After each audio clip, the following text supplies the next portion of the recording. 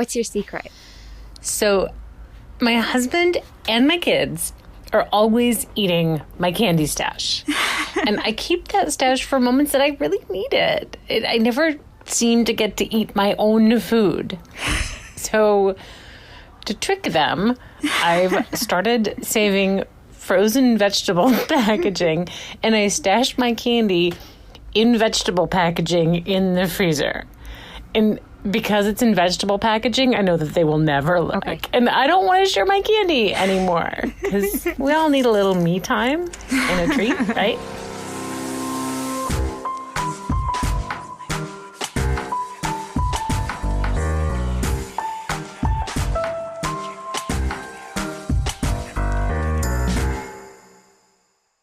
I started immediately sobbing, if I'm being honest. For sure. Because I knew I was screwed. Think about a time you did something wrong. I really, truly thought I was invincible and could get away with anything because I always had. Did you get caught? I kind of look in my periphery and I see this woman standing there. And were there consequences? The cop was like, no, I'm sorry. She's going to the county jail. And how far-reaching were they? I started to realize how much I'm screwing up my life and the weight of my actions. Today, The Secret Room presents the Diploma Delinquency. Hi, Ben. My name is Becca, and my secret is that I did something that almost derailed my high school graduation, and nobody knows except for the one person who I wish didn't. I'm Ben Ham. Hi, Becca. Welcome to The Secret Room. Hey, Ben. You said in your secret to me that your father was a criminal defense attorney and your mom was a nurse, right? Yes. Do you have any siblings? So I have one brother. He's 3.5 years older than me. How'd you guys get along? Growing up, we were super close. I think a lot of younger siblings can attest to like always trying to be around your older sibling, hanging around them, trying to be cool enough with them to hang with them. So I was that girl that was playing Pokemon, that had like a Yu-Gi-Oh like arm sleeve for the cards. All these things I really don't think I had any interest in, but I was just trying to fit in and hang out with my brother. Oh. Yeah, we were close. But there was kind of a blemish in this idyllic upper middle class suburban household, right? Yes, to say the least. Can you tell me where that trouble started?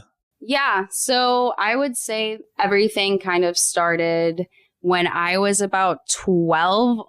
And so my brother would have been close to 15, 16. When this trouble started, your parents were completely clueless, right? Yes, for a long time they were extremely clueless. What happened? Where did it start?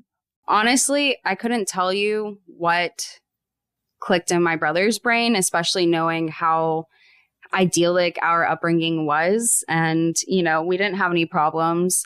I mean, we did go to a pretty big school, and I don't know if he met the wrong people. It started out with smoking weed and all that, and then it quickly progressed to heavier stuff. You said that you guys were really close. So did he reveal to you his drug use? So at that point, I don't want to say immediately when he started smoking weed, I knew about it, but pretty quickly on, he started trying to get me to smoke with him. I can even remember very specifically, we would always smoke in his bathroom. So we would smoke in our house. Wow. Yes, we were very, very bold, very brazen, yeah. I can't believe you got away with that. And so did the bathroom have a window? No, it didn't have a window. I know.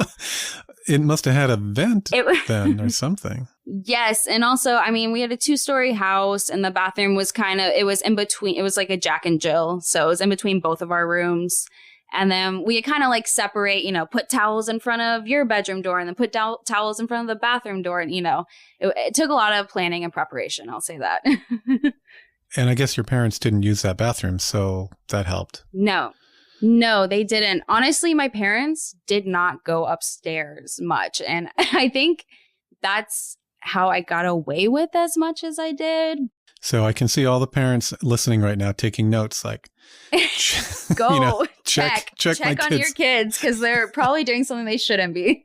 Okay, well, tell me. Yeah. Tell me about the progression of drug use between you guys.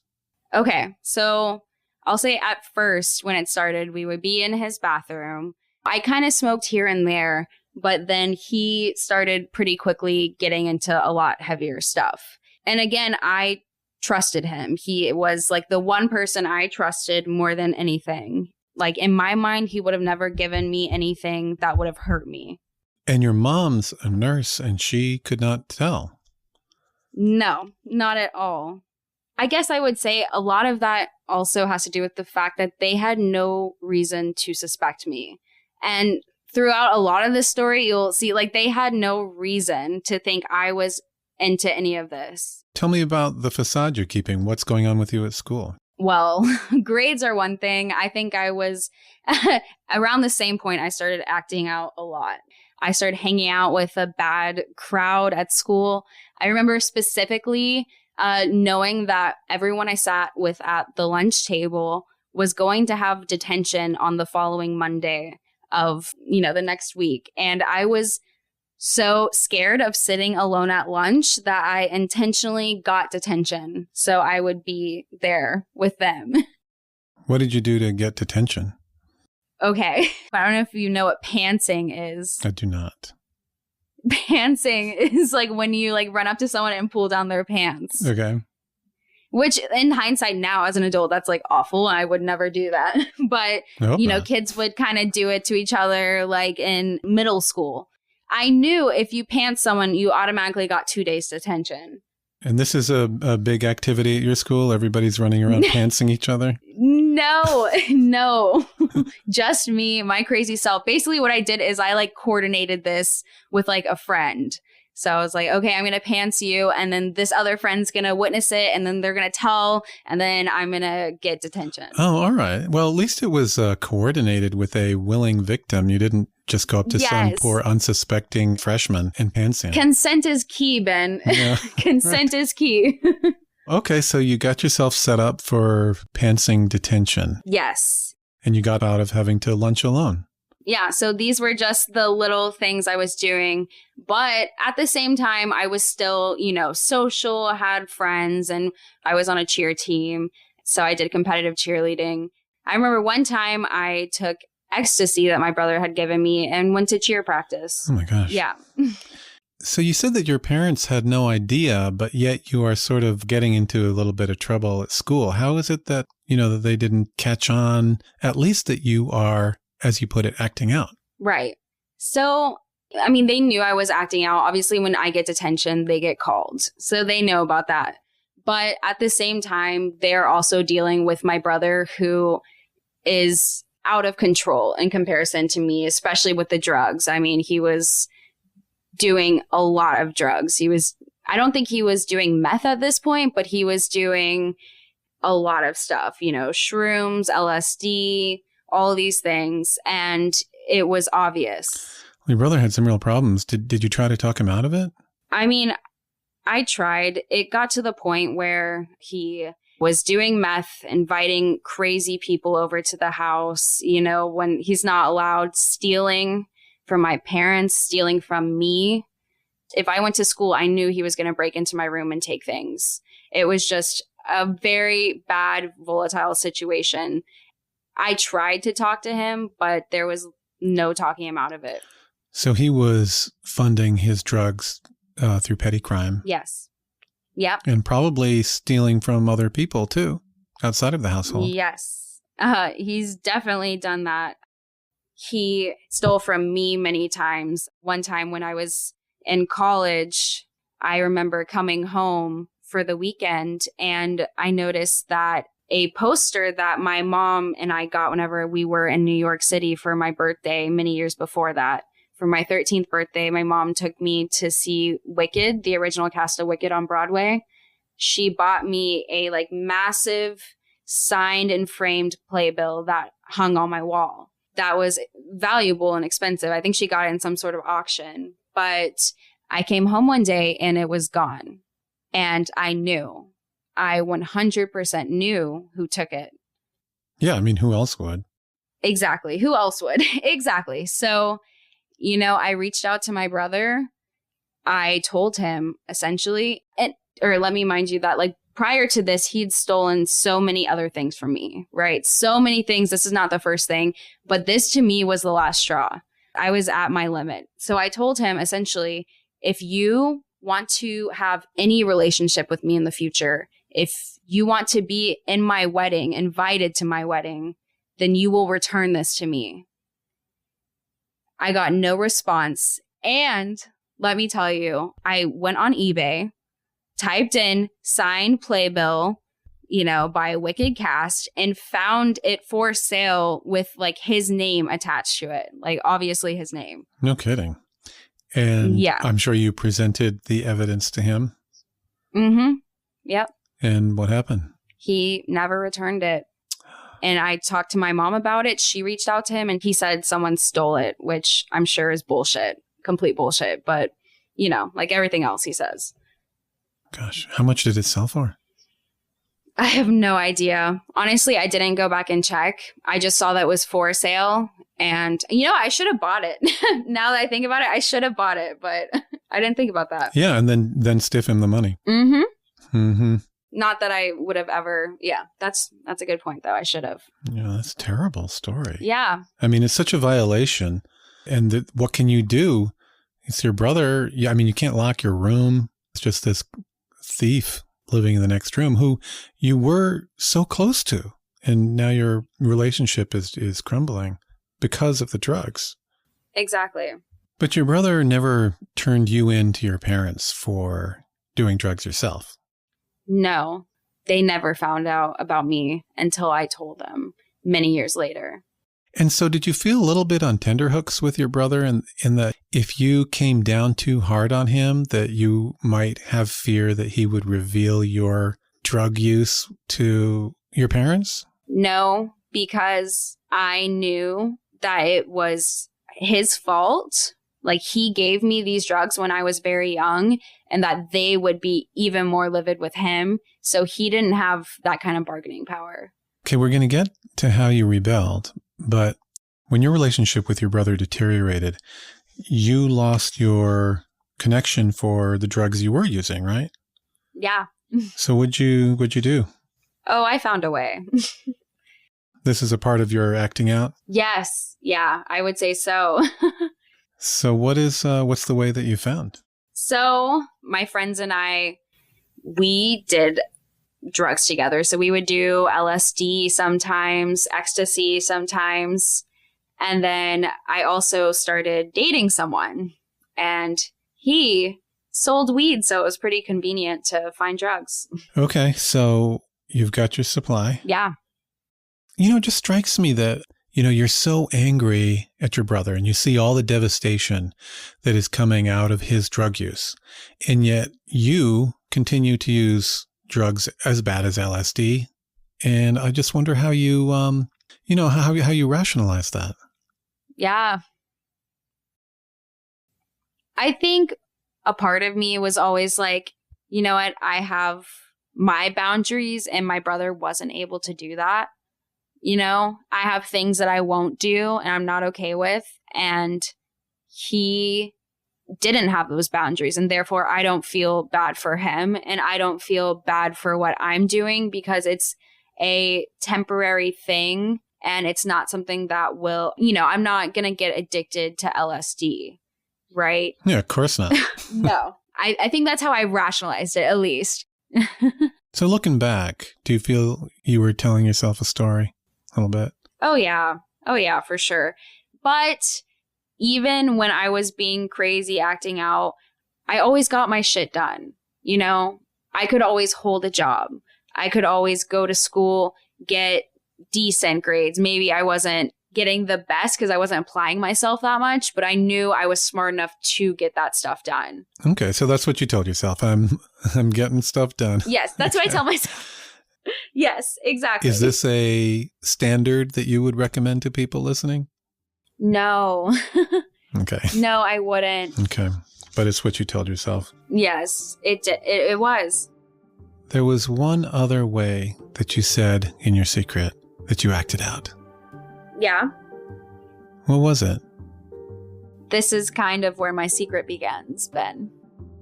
All right. Becca's story is set up, and it takes a turn, coming right up.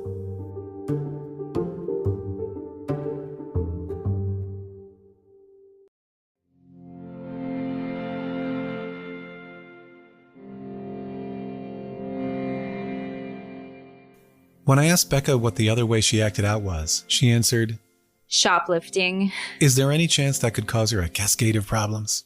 How did you start shoplifting? What drove you to that? I think it was another one of those ways I just felt like acting out.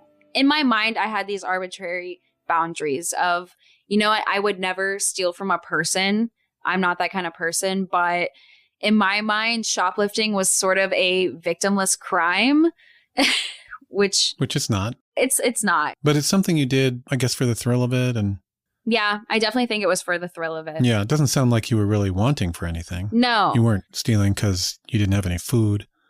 Right. And I was never stealing like, a $10,000 Gucci bag or anything like that. So what kinds of things did you steal?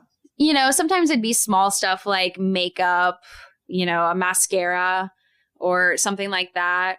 Little things I could easily put into my bag. So never big things. It was always a crime of opportunity whenever I felt like I had the opportunity to do it. Did you ever make a special run to the mall specifically to shoplift?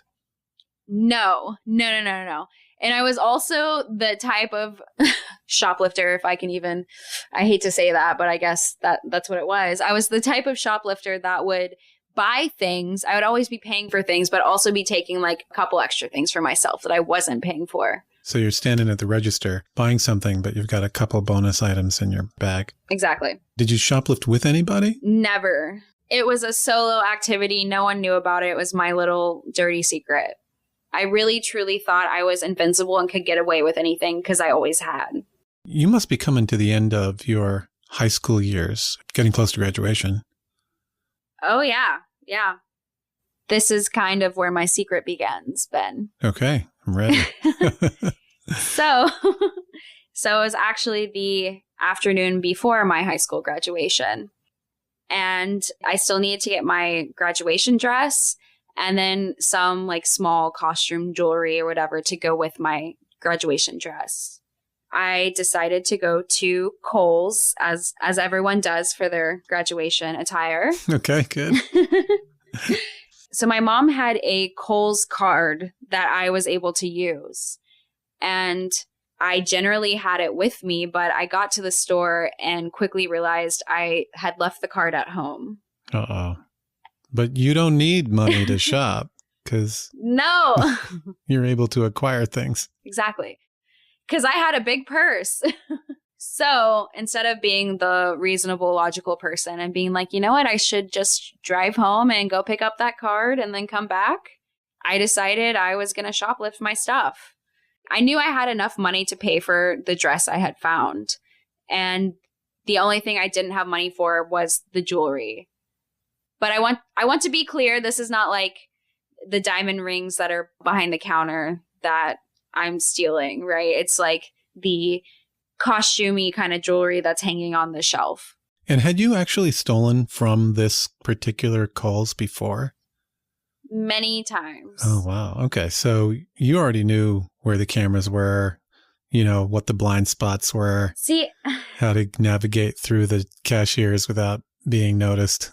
See, I don't think I was even really looking at the cameras, which was probably a mistake, but I would just take whatever I needed, go into the dressing room, take off the tags, hide the tags either in shirts or something I wasn't taking, or find a place for them, and then take the stuff from there. I knew there wasn't cameras, at least in the dressing room. So you find a dress and you find some jewelry. Yep. And you've got a plan to do what you've done before, which is buy one item, which in this case will be the dress. Yep. And then to stash your costume jewelry in your bag when you're in the dressing room. And then just saunter over to the register like you have so many times before. Pay for the dress and get out scot-free with your jewelry. Exactly. Boom, boom, boom. I have a few. Yeah, boom, boom, boom. So you're in the dressing room. Yep. You like the dress, and did you pocket the jewelry? Yes. So I put the jewelry in my bag.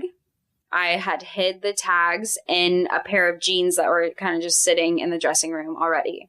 And then I go to the checkout. I'm checking out. I kind of look in my periphery and I see this woman standing there. I assume she was waiting in line to check out, but she was not waiting in line to check out. Basically, after I checked out, I'm walking out the door. I just remember her kind of behind me and saying, "Come with me. Like, I know you took that stuff." I had never been in the situation where I'd gotten caught. I thought I was invincible. I thought my plan was foolproof, all these things, and it was not. So she said, "Come with me?" Yeah. I can't remember if she said, like, "Did you steal these things first?" And I was just like, yes. But I remember I quickly, like, fessed up. I was not hiding it. You're like, I did it. Exactly. Yeah. So I don't know what the law is, but she's not a police officer. You probably could have just made a run for your car and gotten out of there. I thought about that many times, Ben. Don't remind me. Sorry. Still, honestly, though, in hindsight, I'm glad I didn't, because I needed this. I needed to get in trouble for my actions at least once. So it in hindsight, it was good that it happened then. Okay, so you willingly turn around and march back into the store with this woman. Willingly, I would say hesitantly, but yes, I did. I mean, she didn't have you by the collar, she wasn't dragging you. No, but she was scary. She was big, I was intimidated for sure. She looked like she had many years of professional rugby in her past, Right, she could take you. I was 5'4". I was like 110 pounds at the time. Yeah, I was not ready for a fight. So you reluctantly go back into the store with her. Do they have like a holding room for ne'er-do-wells like yourself? It's basically their back room. And so it's like the security room. So they have cameras and stuff there. And she dumped out my bag. Oh, gosh. And found it was like a bracelet and earrings or something. Wow, she knew. Yeah, she knew. Did you ever figure out how she knew? Like, I mean, she must have suspected you for some reason. She went into the dressing room after I left and found the tags. I see. Oh, that was it. Yeah. I was caught. Yes. Right. Yeah. So, and this is a part that still makes me the most like, ugh, like I cannot believe it. But I also had a little bag that had my weed and a grinder and a pipe in it. Okay. Yeah. It's all coming home to roost. Exactly. And then, of course, she's like shaking her head, like, thinking I'm the biggest idiot, which I was. Pretty much. And I just remember from the beginning, the second she was pulling me back there, I was like, let me call my dad. Let me call my dad. Like, I need to call him. I need to tell him. And she kept being like, no, don't worry about it. Like, I haven't decided if I'm calling the police or anything. Like, that's unnecessary. And then I'm sitting in this room and she leaves for a bit. And then she comes back like 15 minutes later and she's like, well, we've decided to call the police. So they're on their way. And I was like, all right, then I'm fucking calling my dad. Like, I'm no longer taking no for an answer. I'm calling my dad. So yeah. And it's just like, I think a normal teenage response to like getting in trouble is like, you want to call your parents, but also I had the added layer of my dad was a defense attorney, and I especially wanted to contact him. You're going to swallow your pride and your humiliation in exchange for getting a good defense. Seems like a smart move. Yeah. I mean, you had to call him anyway, but... I had to. Yeah, that must have been really, really tough. It was one of the hardest things I think I've honestly had to do, was that phone call. Up to this point, your father is totally focused on your brother being the drug user. He doesn't think you're using drugs at all. And now you're caught red-handed with weed in your bag, not to mention stolen costume jewelry. Okay, so the weed is one thing. My dad does not care about weed, really. I think he knew at that point when I was in high school, or when I was a senior in high school, that I smoked weed, but we weren't like open about it. Okay. So I wasn't concerned to tell him about the weed. Only the stupidity of me having it on me was the bad part, right? While you're on a shoplifting spree. Yeah, like an idiot. Like I could have left it in my car and they would have never checked my car, done anything with my car. Wow. Okay. Yeah. Yeah. So hindsight's 2020. So the police are on the way to Kohl's, you know, Mm-hmm. and your dad, the defense lawyer's on the way to Kohl's. Everybody's coming to Kohl's. Yeah. Your graduation's the next day, right? Yes. My graduation, I have to be there at 7 a.m. Okay. the next day, What time is it now? like 3 p.m. God. Okay. So things are crumbling fast. Okay. So tell me about the call to your dad. So I call my dad and I think I just blurted out, I'm about to go to jail. Like I'm getting arrested. I'm at Kohl's. I shoplifted. I just came clean, just like verbal vomit, like all over, Yeah. I said everything. And I just remember this deep sigh and he just said my name and sighed deeply. And it was like that, I'm not mad, I'm just disappointed thing. That's like almost way worse than being mad, Inside, he's probably like, what did I do to these kids? Right. Where did I go wrong? Which makes me feel even worse. So thank you for that. I'm sorry. Sorry. You got to humble me. Yeah. I'm sorry. So I was like, shit, but he was like, where are you? And I told him exactly where I was. And he just so happened to be coming home from work downtown on the highway that was directly next to Kohl's. Okay, so he's not far away. Yeah, he's not far away. I also tell him about the weed. So he is also like, extra concerned because he knows that that's 2 charges, not 1 charge.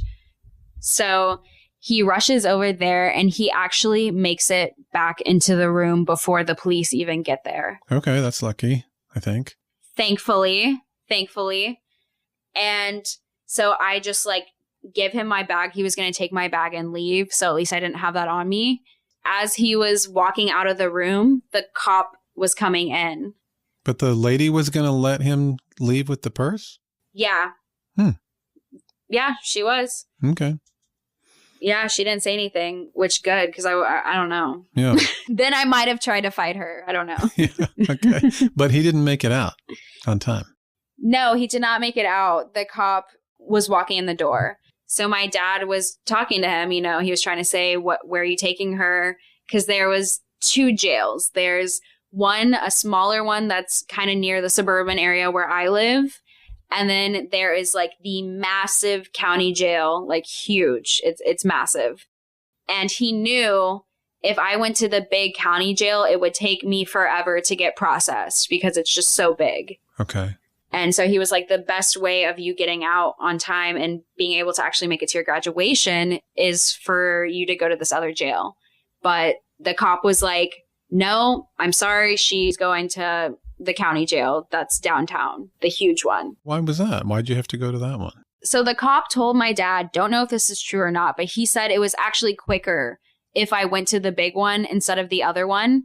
And I'm wondering if it had something to do with the fact that this was a Friday.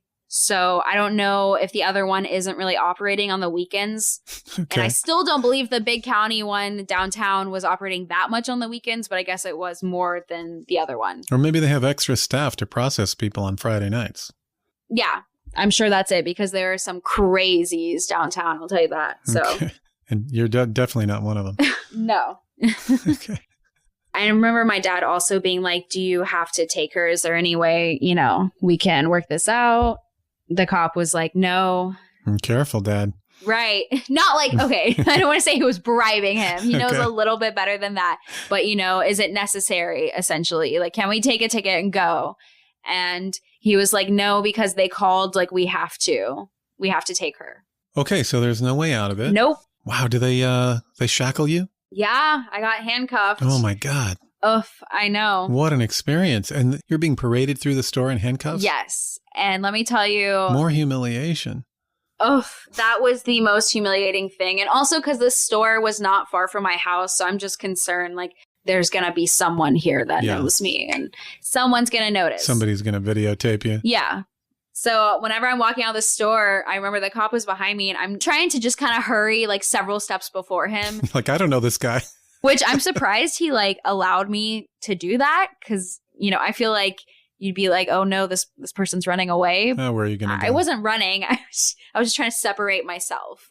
You're just trying to be efficient. Yeah. Get out of there quick. I'm about that efficiency. Yeah. Oh, wow. So he must take you to his cruiser. I remember I sat in the car and immediately he's trying to be super nice to me, which is honestly suspicious in hindsight. But I wonder if it's just like I don't look like his normal clientele, So he was trying to be buddy with me. He was like, hey, do you need your phone charged? I can charge it so whenever you get out, you have battery. Gosh, if you'd been a different shade, that would have been a completely different scene, Becca. Yeah. And he also, I remember that drive, he was playing like Hannah Montana, Miley Cyrus songs and trying to be quote unquote cool. Okay. So he's being cool with you, quote unquote.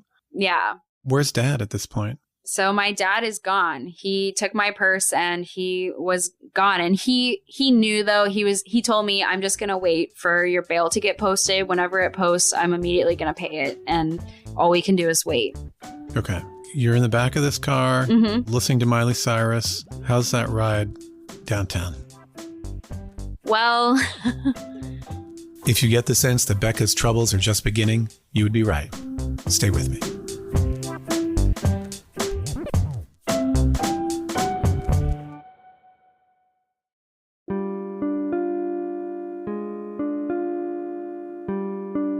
And we are back for the final chapter of Diploma Delinquency.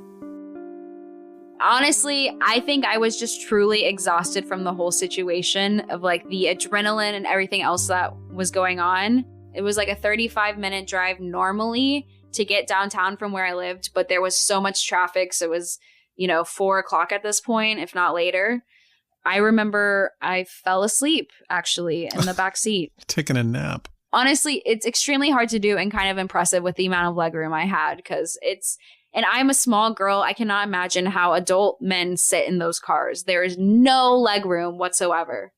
So the cop wakes you up when you get downtown? Well, I woke up eventually. So I woke up. I remember pulling in and him guiding me out and walking into kind of the intake area. So you first have to go through the metal detectors and I had a couple piercings I had to take out. I take out my nose piercing, my belly button piercing. And then you kind of just sit and wait on benches until it's your turn to go up and get fingerprinted and get your picture taken. Okay. You talking to anybody while you're in line? I'm not talking to anybody, but I will say at this point, it's not segregated between men and women. There are men and women sitting together. I think the women are in like the back row and then the rest of the rows were men. I think it's important to note that I'm wearing like high-waisted shorts and a tank top. So I'm not very covered. Kind of sticking out? Yes, I'm definitely sticking out. So I remember some of the guys being kind of creepy and, whistling, whatever else. And then whenever it was my turn to go up and get my fingerprints and picture taken, they had to say my name. After I get that done, I'm going to sit back at my bench.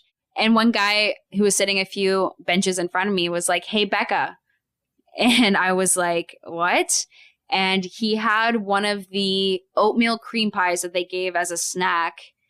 And he was like, do you want my oatmeal cream pie? Okay. And I was just like, no, I'm okay. Thank you. Nice of him to reach out.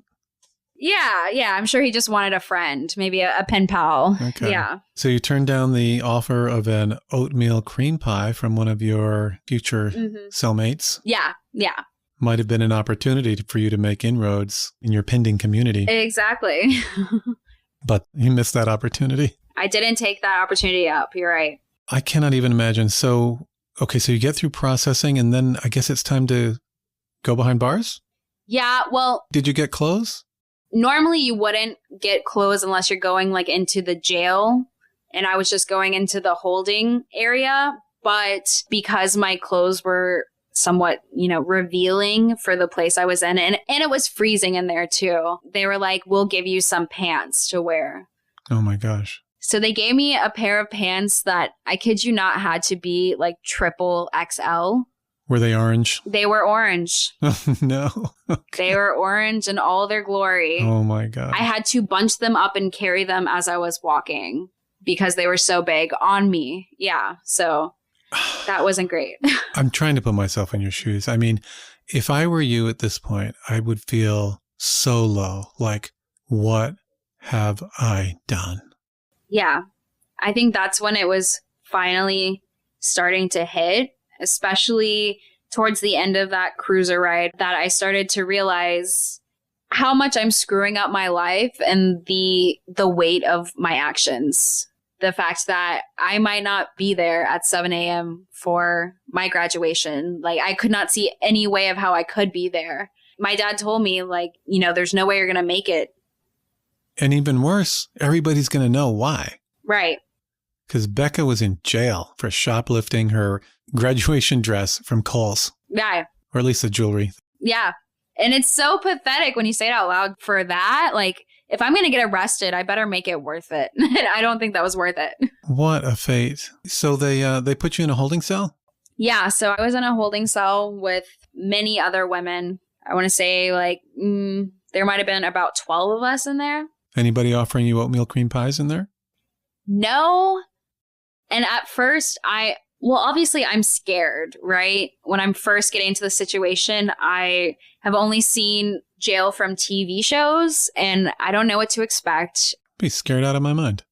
During the time that you spent in the holding cell, Becca, did you have a chance to talk to the other ladies that were in there? Oh, yes, I did. I made some great friends in there. What'd you guys talk about? Like, did you trade stories about how you ended up here? Oh, yes. Like, that's the one thing that's super true whenever you see it on, like, prison or jail shows where they're, like, the first thing they ask you when you get in is, like, what did you do? Like, you know, why are you in here? That totally happens. Do you remember any stories? Oh, yeah. So I remember there was one girl that was also young and also looked a little bit out of place.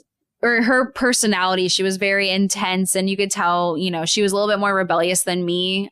But she was talking about why she was in there. It was because their senior prank at their high school was to vandalize the school. Which is worse than pantsing, in my opinion. It is worse than pantsing. And let's not forget, your pantsing was consensual. It was consensual. That vandalism was not consensual.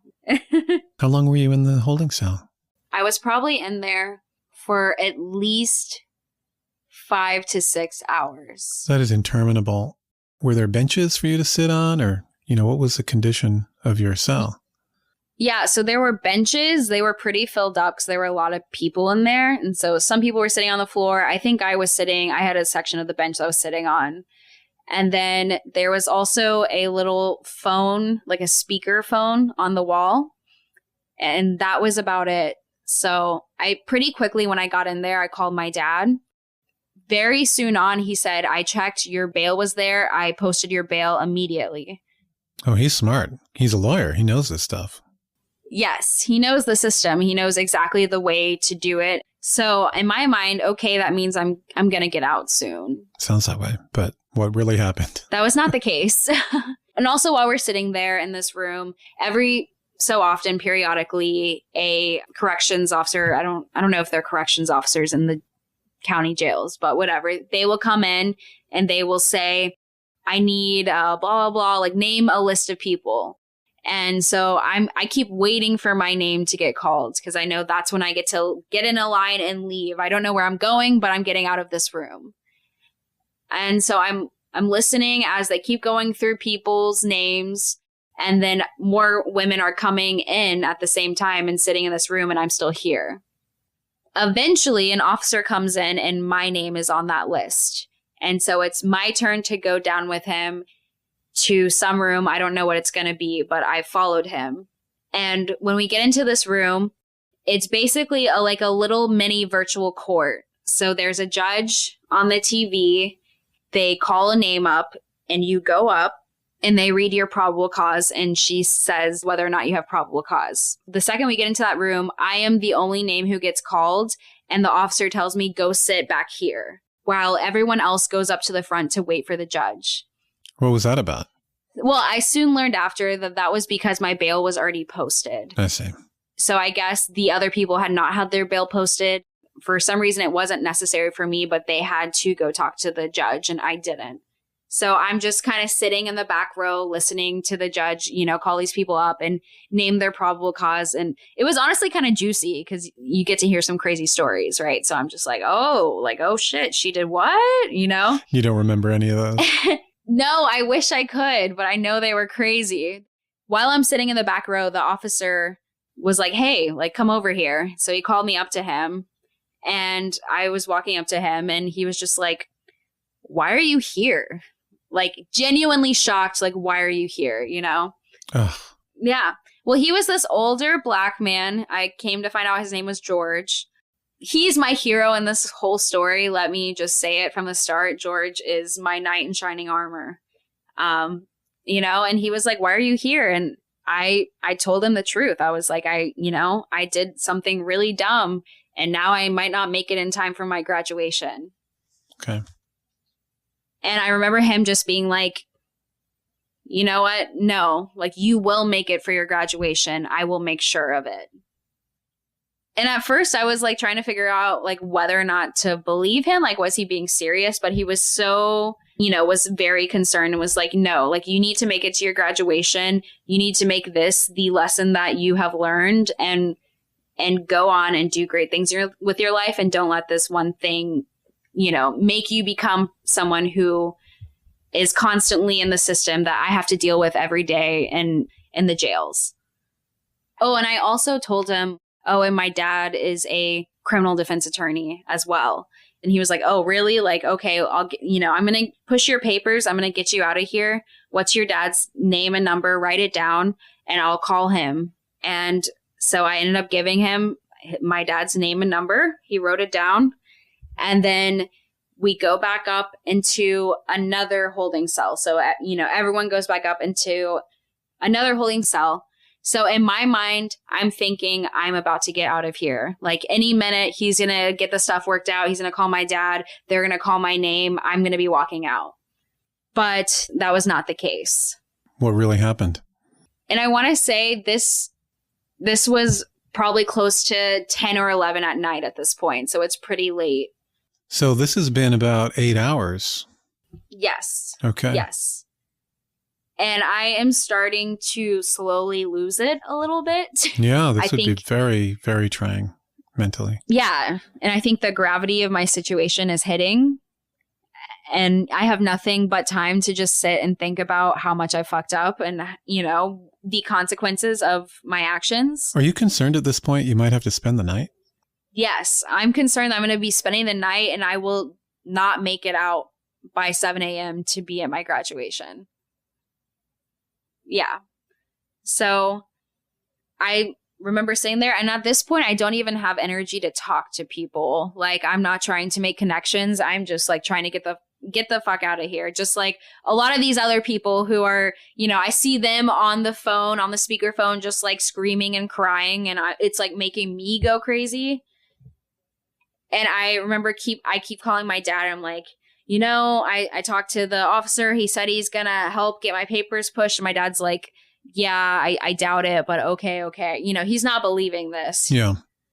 Because he knows the system. He's like, I doubt that's going to happen. I really don't think you're going to get out tonight. There's not much I can do. I paid your bail and now you just have to wait.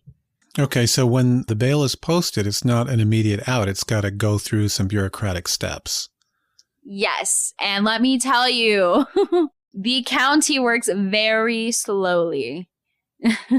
So I want to say at least 4 hours pass. Oh my God. And there's a tiny, tiny sliver of a crack in the door that I am staring out of. Because at this point, I'm like, why am I not out of here? I need to find George. Something's going on. Okay. And to be clear, you say a door, you're in a holding cell still. Yes, and there's no windows, no nothing, but the only thing you can see out of is this little sliver that goes out into the hallway. And you're looking for George. You're looking for his shadow, anything that says George. Yes. I am literally in between pacing back and forth. I'm standing with my eye between this crack, waiting to see someone, right? And I finally see George and I'm just like, George. I'm just George, desperately crying his name. Yeah. And he comes up to the crack and he was like, "What are you still doing here?" Oh my God. You tell me, George. I don't know. Exactly. You tell me. I think you have more control of that than I do at this point. And he was like, "Oh, like, I don't know. I thought you would have been gone by now. Let me go see what's going on with your papers. You know, I'm going to call your dad. Like, don't worry." So, and I think that's a little bit of hope I needed to keep going for a little bit longer. What time is it now? By now, I want to say it's close to 1 a.m. Oh my God. And I call my dad again and I was like, "Did you get a call from a guy named George?" And my dad was like, yeah, like, who was that? What was that about? And I was like, "I'm telling you, he's pushing my papers. Like, it's going to happen. Just be prepared." And are your cellmates listening to all this? I'm sure, but I think also at the same time, everyone's making these same calls, right? Maybe not saying George is helping me, but they're calling and saying, "Hey, I'm going to be getting out soon. Like, let's get ready." So no one's really thinking too much about it. And I'm not explaining. These are all new people. So they didn't see me beforehand and they didn't see him and I talking before. So they don't really know the situation. George comes back and he said, "Hey, you're about to get out soon. Don't worry. Like, it's about to happen." You're breathing a sigh of relief. A major sigh of relief. And I get moved into another holding cell. This is cell number 3. Yes. Are there fewer people in this one? Yes, there are fewer people. Okay. Yeah, I remember this one had this one woman who was freaking out. It was honestly like scary to me, but like just sobbing profusely and then screaming. It was a lot. But also, she is expressing outwardly what I'm feeling inwardly. So I'm like, I get it because I am at my wit's end, right? Yeah. And I think my name's about to get called at any moment. And it still doesn't happen. I'm still waiting. And this is when I'm pacing back and forth, like just ready to go. That's when George comes up to me and tells me, like, "Okay, you're about to get out now. Let your dad know to come get you." Wow. So yeah. Okay. And so what, you got ready? Did you change out of your orange pants? Did somebody de-pants you? I think I de-pants, which was literally just standing up and they fall off. That was my de-pantsing situation. Okay. Yeah. Great. Okay. So you de-pantsed. Yes. And then did George let you out?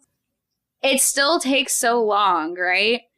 So I want to say it's another 2 hours that pass before I'm actually getting out. And I had called my dad right before it was happening. I told him it was happening. He kind of didn't believe me, but I was like, "No, you need to come up here now." And also he's kind of annoyed because he doesn't feel like driving downtown at 3 a.m. But he does it. He's so like, just let Becca cool her heels for the night. Teach her a lesson. Exactly. Yeah. Exactly. But he did come and get me. So I ended up getting out at about 3 a.m. and they just let you out into downtown and to a really sketchy area. Wow. There's no kind of waiting area?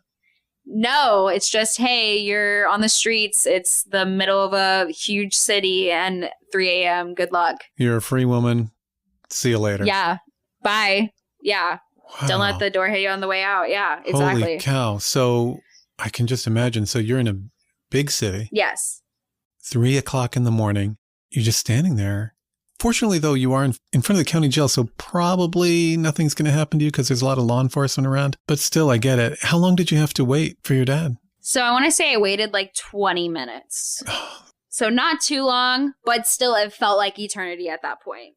But you also, on the other hand, must have just felt so much relief. I mean, you're not confined in any holding cell at this point. Yes. And the reality is, finally hit me too that I will make it in time for my graduation. You know, it's all hitting at once. But you're not going to have any jewelry. I assume they took that. No. Yes, they took that. I was not getting that. You didn't get the costume jewelry, but you did get your dress because you paid for that fair and square. Yes, I did pay for that. Thank goodness you didn't steal the dress. I know. I'm grateful for that every day. So Dad rolls up. Mm-hmm. How was that reunion? He was not happy, but he wasn't ready to give me the lecture yet, which I'm really appreciative for because I couldn't have given him the correct response at that time because it's still, I wasn't ready. Yeah. I mean, there's a lot for you to process at this point. A lot. Yeah. A lot. Like your whole life. Exactly. All attention now, I imagine, is just on making graduation. Mm-hmm. Okay, because it's 3 o'clock in the morning. You got to be at the hall at 7 a.m. Yep. Are you going to sleep? I don't even know how you could possibly get any shut-eye at all. I mean, you did catch a nap in the cruiser. No, I did. And I'm grateful for that. I think I finally was able to fall asleep at like 4:35-ish. So I slept for a couple hours and I woke up exhausted and late. I also didn't wake up in time to do my hair, to do any of that. So I also looked like a mess in my graduation. I'll say that. I don't know how you couldn't. I mean, just like everything you've been through. Yeah. So, okay, but you had a nice dress. Yeah, I had a nice dress and I was grateful for that. Yeah. Good. Okay, so yeah, tell me about graduation. Just went without a hitch? Well, I mean, I graduated. Okay, that's good. That happened. I walked the stage. Was anybody there, any of your friends, anybody aware of what you had been through the night before? No, I did not tell a single person. Were you just walking around in a daze like, okay, go down this aisle, go down here, they're playing the music, get my diploma, shake a hand, move, and just like, I would just think I would just be in a fog. I was. And at the same time, I'm like, and none of these people have any idea where I was just 12 hours ago, you know? What a reality. And your parents were in the audience cheering you on? Yes, Okay. They were. They weren't happy, though. They're like, what a facade. Yeah. My graduation present was my bail. So. Okay. They must have had something else, but I guess they took it back. Yeah, I was going to get money. And I see. Yeah. Gotcha. Okay. Well, I'm sure you were happy to make that swap. Yeah. It was a good deal. It was a good swap. But in hindsight, actually, they got that money back. Oh. Once I wouldn't go looking for it. No. I don't think I'm gonna ask him about that. No, I think poor dad went through enough. But you're not off the hook yet. I mean, you still got court to deal with, right? Yep. I still got court. Okay. Well, when did all that start? So that happened probably a few months later. So maybe 2 to 3 months later. It does take a while. Oh, yeah. Yeah. I told you the bureaucracy, it's very slow. Mm-hmm. Yeah. So then I go to court. With Dad Esquire in tow. So he was actually able to work out a deal with the prosecutor to basically get me on this pretrial diversion program. Tell me the conditions of your pretrial diversion. So it was a 6-month period.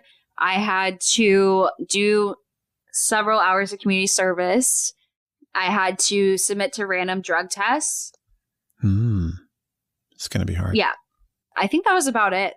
And if I was able to do that and not get in trouble in the meantime, then I would avoid ever getting actually charged with that offense.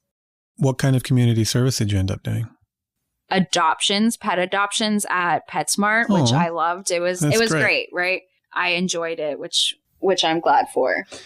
And did you do any drugs during this period? Yes, Ben. Okay. Weed? Anything worse? Yeah, so no, just weed. I smoked weed, but I would always say like a month before I knew I had a court date, I'd be like, okay, I'm going to stop and hopefully I'll be fine. Which I will tell you is not a great way to go about court-ordered drug tests because first of all, you're just paranoid all the time. And it's not worth it. My question here is, if you had not been lucky enough to have Dad Esquire at your side, who was able to secure your pretrial diversion, what would have happened to you in court? It's still unlikely that I would have gotten jail time because I had never, been charged with a crime before and my record was clean to that point. It could have happened, though. If I did not have the money to pay my bail, then that would be another story. Then I would have spent many days in jail and then had to probably serve out a sentence unless I got probation. But that would have stayed on my record. Whereas with pretrial diversion, it goes off my record or I can expunge it after a certain amount of time has passed. Wow, lucky. Nice deal.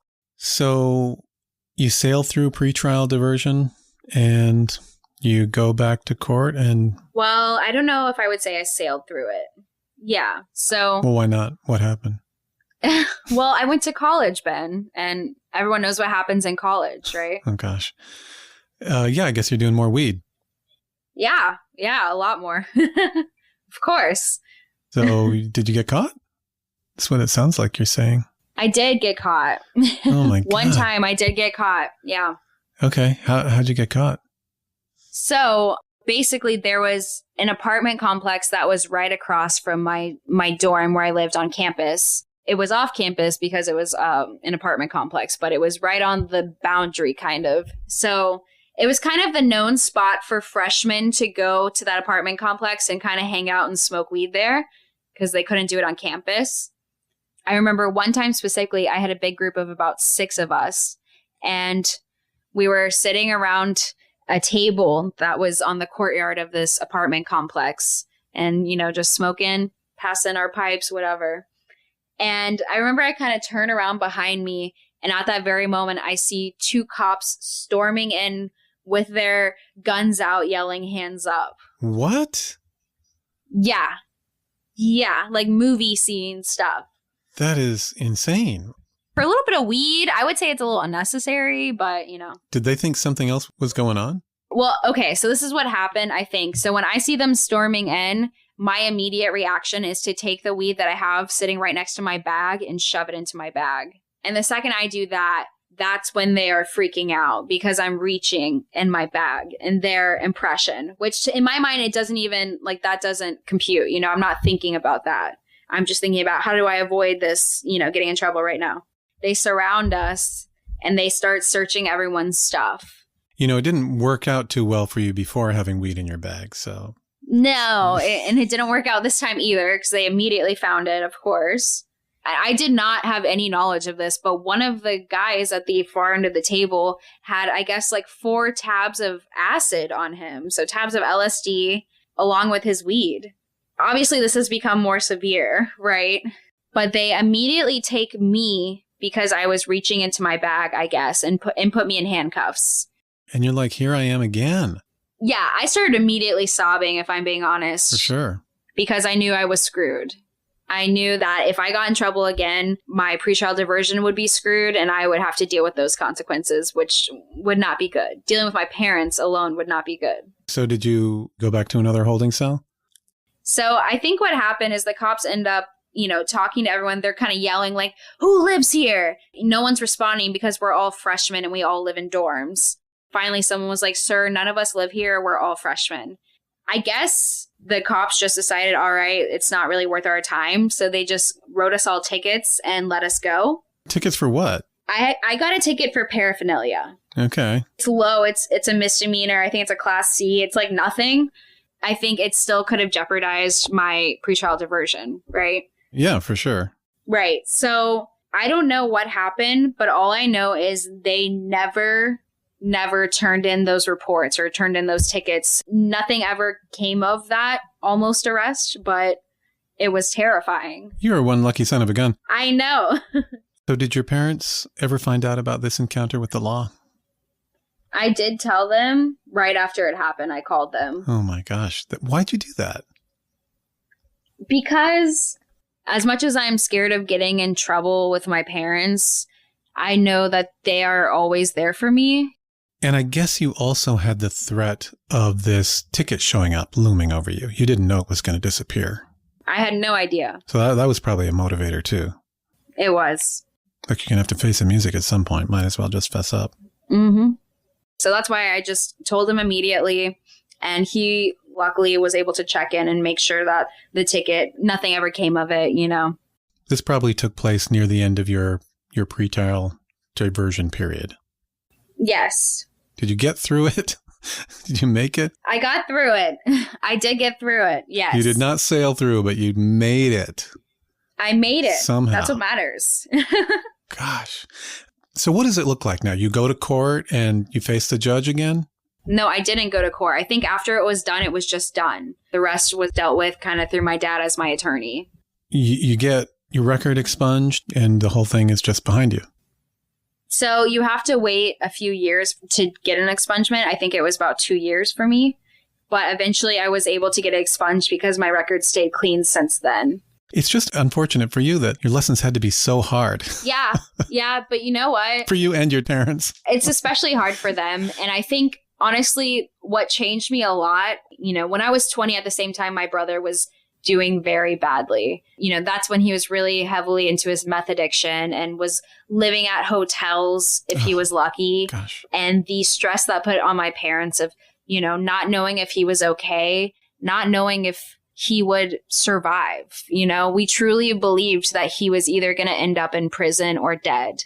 And I believed that my parents, given how good they were to me, deserved to have at least one kid who did the right thing. I truly did. So you're making right by them. I try every day. What's happened to your brother today? Well, he spent about a year in jail. He got out several months ago. He has a son that my parents raised full time, who's the light of my life. I love this kid more than anything. Oh. But my brother's finally having a chance to try to be a parent. So hopefully it'll work out. Well, I hope for a day when you guys can be, close friends again. Yeah, I do too. That's the thing. I hope for a day when he doesn't feel like a stranger to me. Becca's story was conceived as one of a young woman whose scrapes with the law jeopardized her high school graduation. But her story turned out to be a bit more, didn't it? When you zoom out just a little, the focus shifts to a story that is a lesson in the advantages of privilege. You'll hear in a moment how Becca's managed to turn her life around and is leveraging her privilege to serve others. I asked her when she started to get her life on track. So I want to say it was when I turned 20. That's when things really changed for me. So I was going into my junior year. What was it that clicked for you at that point? I will say one thing was just like the social and political climate. And I started reading a lot more. So I had read a book called Just Mercy. I don't know if you've heard of it. Yeah, by Brian Stevenson. Yeah. And it was about prison reform, essentially, and people on death row. And it shaped my perspective a lot. Wow.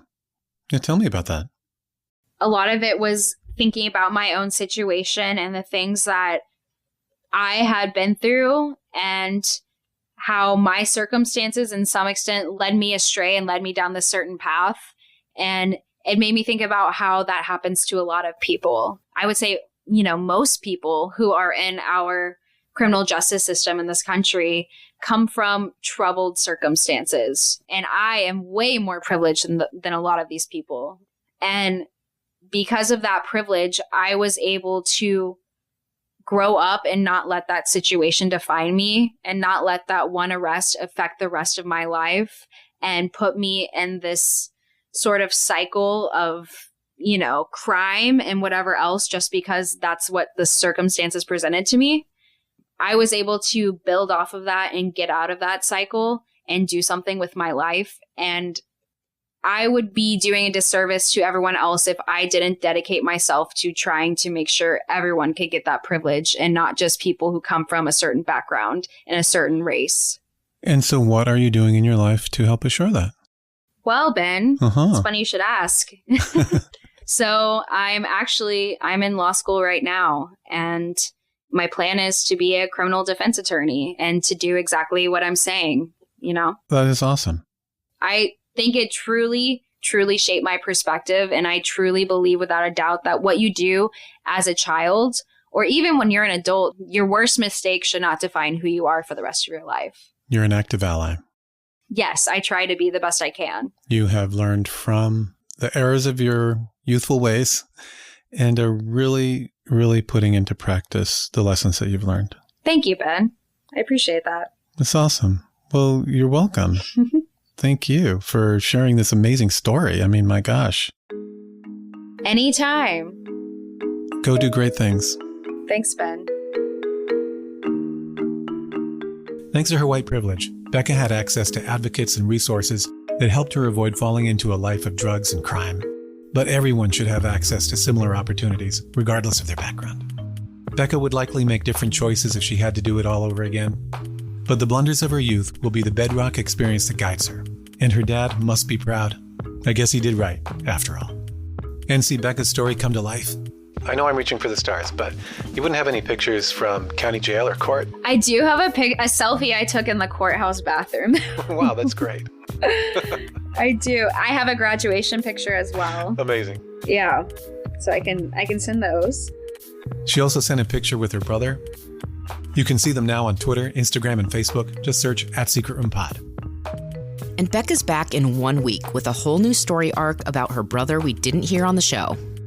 He hops in the passenger seat of my car, looks at me, and said, "Who are you?" Hear the searing details on the next The Secret Room Unlocked. That's Susie Lark, host of The Secret Room Unlocked, which is available when you support at patreon.com/secretroom. And thank you in advance for being the fuel that powers your favorite indie podcast that could. Keeping our motors running this week, producers Susie Lark and Luna Patel, shadow producers Oval, Jennifer Mentagas, and Elkid Alvarez. Marco is the sound engineer. Alessandro Nigro works on social. Thanks also to the Street Secret team and Breakmaster Cylinder for the music. You can check out all our sponsors and their offers on our website, in case you missed one. Do you have a cumbrous secret to share? Unburden yourself now by clicking Share a Secret at secretroompod.com. We deliver fresh secrets every other Tuesday. Next time, bring a friend, won't you? All are welcome. This is The Secret Room, a podcast about the stories no one ever tells. I'm Ben Ham. Pod on. Okay, that's what I have to say? I mean, it would be nice. Cool. Pod on, Becca. Pod on, Ben. Okay, great.